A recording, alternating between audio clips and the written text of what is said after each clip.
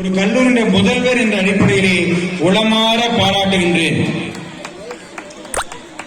அப்புறம் இங்க இருக்கக்கூடிய பெற்றோர்கள், இந்த பெற்றோர்களுக்கு நம்ம இன்னைக்கு என்ன சின்ன பிள்ளைங்க இவங்க இப்ப நம்ம சொல்றது எதையும் கேட்கக்கூடிய நிலைமையில இருக்க மாட்டாங்க.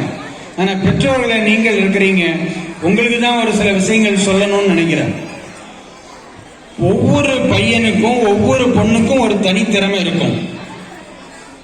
குர்ஆன் ஹதீஸுடைய அடிப்படையில நம்ம கேள்விப்படுறோம், எதையும் அல்லாஹ் வீணாக படைக்கல. எந்த ஒரு உயிரினத்தையோ அல்லது பொருளையோ எதையுமே வீணாக படைக்கல. எல்லாத்துக்குமே ஒரு காரண காரியம் இருக்குது.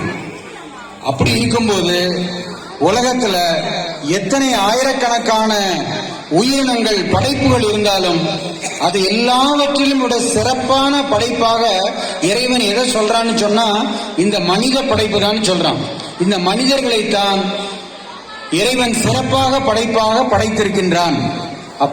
அப்படிப்பட்ட மனிதன் ஒரு காரண காரியம் இல்லாம படைக்கல. ஒவ்வொருத்தருக்கும் ஒரு தனித்தனி திறமைகளை இறைவன் கொடுத்துதான் படைச்சிருக்கிறான். அதை ஐடென்டிஃபை பண்றது, அந்த திறமையை கண்டறிவது ஆசிரியர்கள் மற்றும் பெற்றோருடைய கையில இருக்குது. ஒரு மாணவன் கணிதத்துல சரியா படிக்கல அப்படின்னு சொன்னா அவன் எதுக்குமே சரியில்லைன்னு முத்திர குத்துறது தப்பு. ஏன்னா நமக்கெல்லாம் தெரியும், கணித மேதை ராமானுஜம் ஸ்கூல் லெவல்ல ஃபெயில் ஆயிட்டாருன்னு சொல்லுவாங்க. ஸ்கூல் லெவல்ல ஃபெயிலான ஒருத்தர்னால எத்தனை கண்டுபிடிப்புகளை அவங்க கண்டுபிடிச்சாங்கன்னு சொன்னா இப்பவும் சொல்றாங்க. அவர் ஒரு மார்ஜின்ல நோட்ஸ் மாதிரி எழுதி வச்சிருக்கிறாரு. அதுல உள்ள பல தேற்றங்களுக்கு இன்னும் நம்மளால ப்ரூஃப் கொடுக்க முடியல. நான் எதுக்கு சொல்றேன்னா, ஒவ்வொரு மாணவனுக்கும் ஒரு திறமை இருக்கும். கணிதத்துல திறமை இல்லாம இருக்கிற மாணவனுக்கு அறிவியல்ல திறமை இருக்கலாம். அறிவியலையும் திறமை இல்லாத மாணவர்களுக்கு சமயத்துல இப்ப சிலம்பம் போன்ற விளையாட்டு துறையில, நீச்சல்ல, இது போன்று எத்தனையோ விளையாட்டுகள் இருக்குது.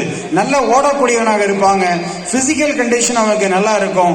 ஆக அவனுடைய திறமையை கண்டறிவது ரொம்ப ரொம்ப முக்கியம். இது பாயிண்ட் நம்பர் 1.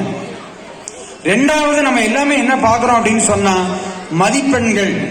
மதிப்பெண்கள்ங்கிறது ஒரு ஸ்கிரீன் பண்றதுக்கு தான். அது ரொம்ப இம்பார்ட்டன்ட் இல்ல. மதிப்பெண் வேணும் தான், மதிப்பெண் வேணான்னு சொல்லல. பரீட்சை எழுதணும் தான், பரீட்சையில மார்க் வாங்கணும் தான். ஆனால் அதுவே நம்ம லைஃப முடிவு பண்ணதானா இல்ல.